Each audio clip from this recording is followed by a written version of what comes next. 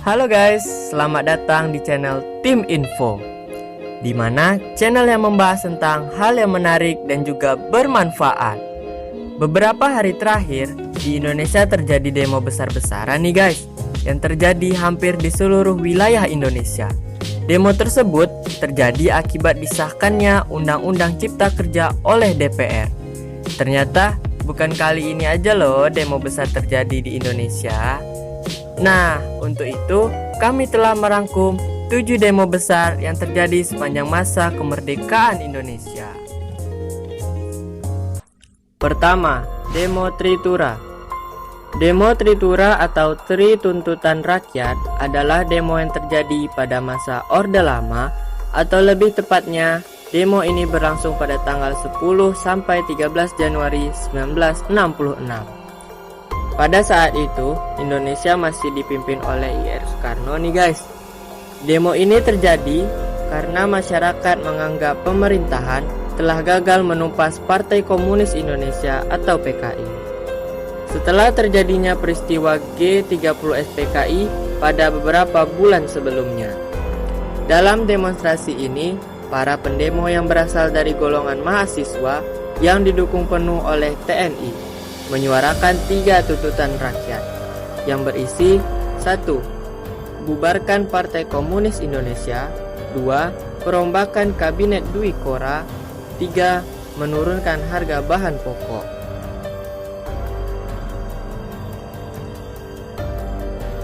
Kedua, peristiwa Malari.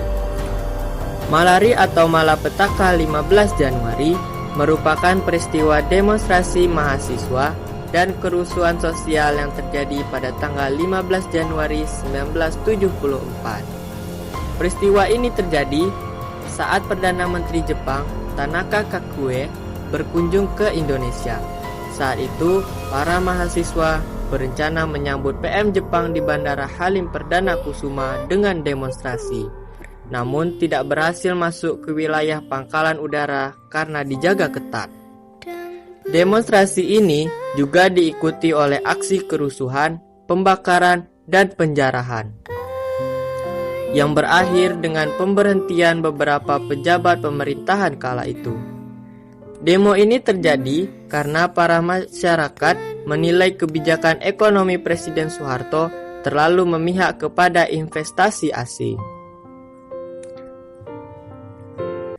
Ketiga, demo Mei 1998.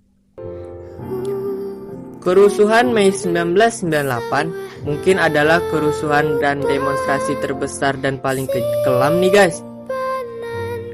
Sejak kemerdekaan hingga saat ini, kerusuhan ini dimulai karena krisis finansial Asia dan tragedi Trisakti yang menewaskan 4 mahasiswa Universitas Trisakti. Dalam kejadian ini, para mahasiswa menyerbu gedung DPR dan memaksa Presiden Soeharto untuk turun dari jabatannya. Tidak hanya itu, sejumlah kerusuhan dan penindasan terutama pada etnis Tionghoa terjadi saat itu. Akhir dari kerusuhan ini adalah lengsernya Presiden Soeharto dari jabatannya dan digantikan oleh Wakil Presiden B.J. Habibie.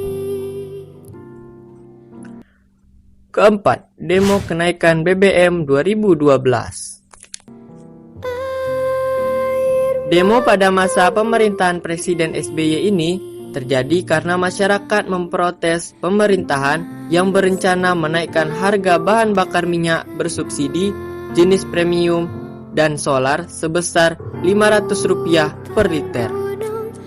Demo ini diikuti oleh masyarakat di berbagai daerah di Indonesia. Akhirnya, pemerintahan memutuskan untuk menunda kenaikan BBM beberapa bulan berikutnya.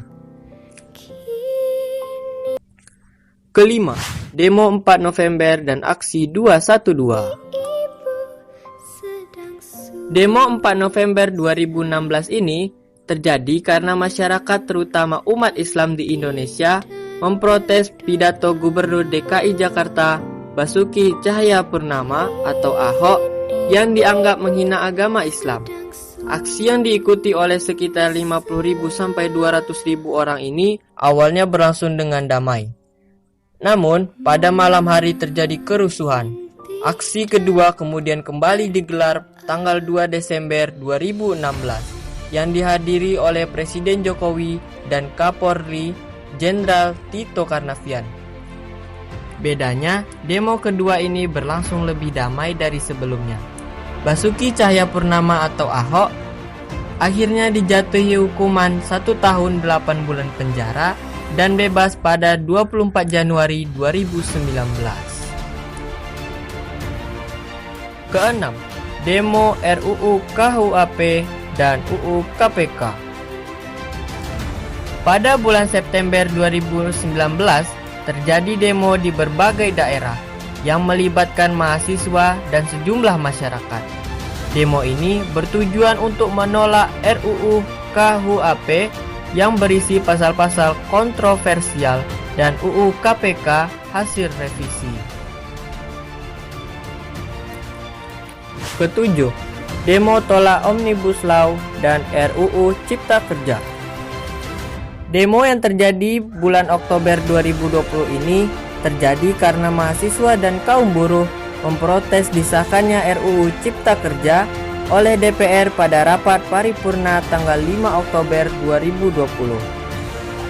Omnibus Law ini memiliki 79 undang-undang dengan 1244 pasal. Para pendemo menganggap bahwa RUU ini sangat memberatkan para buruh. Sejumlah aksi digelar di kota-kota seperti Jakarta, Yogyakarta, dan Surabaya. Dan semua berakhir dengan ricuh.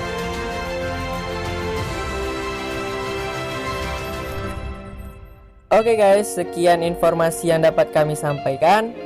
Jika kalian suka dengan videonya, jangan lupa klik tombol like, share, and subscribe. Dan jangan lupa aktifin notifikasi loncengnya agar kalian mendapatkan info menarik dari kami. Oke guys, sampai jumpa. Dah.